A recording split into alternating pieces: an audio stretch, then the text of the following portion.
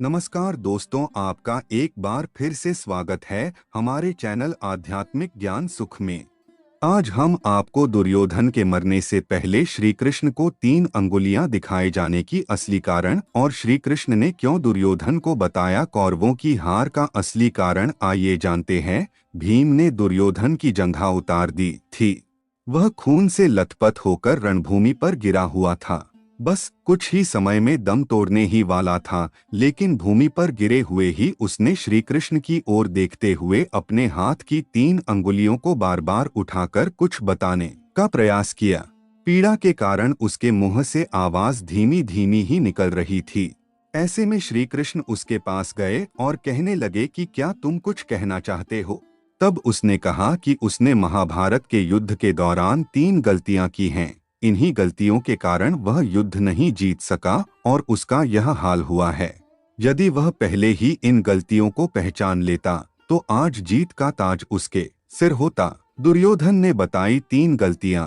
श्री कृष्ण ने सहजता से दुर्योधन से उसकी उन 3 गलतियों के बारे में पूछा तो उसने बताया, पहली गलती यह थी कि उसने स्वयं नारायण के स्थान पर उनकी नारायणी सेना को चुना। यदि नारायण युद्ध में कौरवों के पक्ष में होते तो आज परिणाम कुछ और ही होता। दूसरी गलती उसने यह बताई कि अपनी माता के लाख कहने पर भी वह उनके सामने केले के पत्तों से बना लंगोट पहन कर गया। यदि वह नग्नावस्था में जाता तो आज उसे कोई भी योद्धा परास्त नहीं कर सकता था। तीसरी और अंतिम गलती उसने की थी, वो थी युद्ध में आखिर में जाने की भूल। यदि वह पहले ही जाता तो कई बातों को समझ सकता था और शायद उसके भाई और मित्रों की जान बच जाती। असली कारण श्री कृष्ण ने विनम्रता से दुर्योधन की यह सारी बात सुनी। फिर उन्होंने उससे कहा, तुम्हारी हार का मुख्य कारण तुम्हारा अधर्मी व्यवहार और अपनी ही कुलवधू का वस्त्राहरण करवाना था। तुमने स्वयं अपने कर्मों से अपना भाग्य लिखा। श्री कृष्ण के कहने का तात्पर्य यह था कि तुम अपनी इन 3 गलतियों के कारण नहीं हारे, बल्कि तुम अधर्मी हो इसलिए हारे। यह सुनकर दुर्योधन को अपनी असली गलती का एहसास हो गया। भगवान श्री कृष्ण कभी भी कौरवों के साथ नहीं होते। यह उनकी ही लीला थी कि दुर्योधन ने उनकी जगह उनकी सेना को मांग लिया। दूसरी बात यह कि दुर्योधन का शरीर का वह गुप्त अंग भी यदि वज्र के समान हो जाता तो भी उसे मारने की युक्ति ढूंढ ली जाती, क्योंकि सबसे कठिन तो जयद्रथ को मारना था, फिर भी उसे मारा। तीसरा यह कि यदि दुर्योधन युद्ध में पहले होता या आखिर में होता, इससे कोई फर्क नहीं पड़ता, अंत में हार तो कौरवों की ही होनी थी। अधर्मी थे कौरव। कर्ण सहित सभी कौरव पक्ष के लोग अधर्मी ही थे। कर्ण ने भी भरी सभा में द्रौपदी का अपमान किया था और उसने भी कोई कम पाप नहीं किए थे। अब सवाल यह उठता है कि कौरव पक्ष में गुरु द्रोणाचार्य और भीष्म जैसे ज्ञानी ध्यानी कई महारथी लोग थे, फिर भी उनके पक्ष को अधर्मी कहा गया। ऐसा क्यों? दरअसल जो सत्य का साथ देता है उसे धर्मी और जो असत्य का साथ देता है उसे अधर्मी कहा जाता है।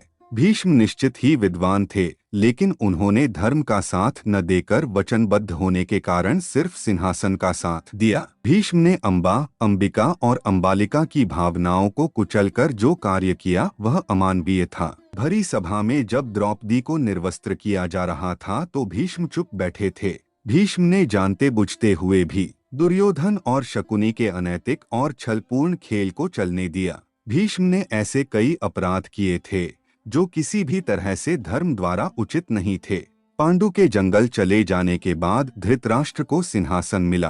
किंवदंती है कि गांधारी धृतराष्ट्र से विवाह नहीं करना चाहती थी, लेकिन भीष्म ने अपनी शक्ति का दुरुपयोग कर गांधारी का विवाह धृतराष्ट्र से कराया था। जब गांधारी गर्भ से थी तब धृतराष्ट्र ने अपनी ही सेविका के साथ सहवास किया, जिससे उनको युयुत्सु नाम का एक पुत्र हुआ। गांधारी के लाख समझाने के बावजूद धृतराष्ट्र ने अपने श्वसुर गांधारी के पिता और अपने साला गांधारी के भाई को आजीवन कारागार में डाल दिया था। मृत्यु से पहले गांधारी के पिता सुबाल ने धृतराष्ट्र से शकुनी को छोड़ने की विनती की, जो धृतराष्ट्र ने मान ली थी।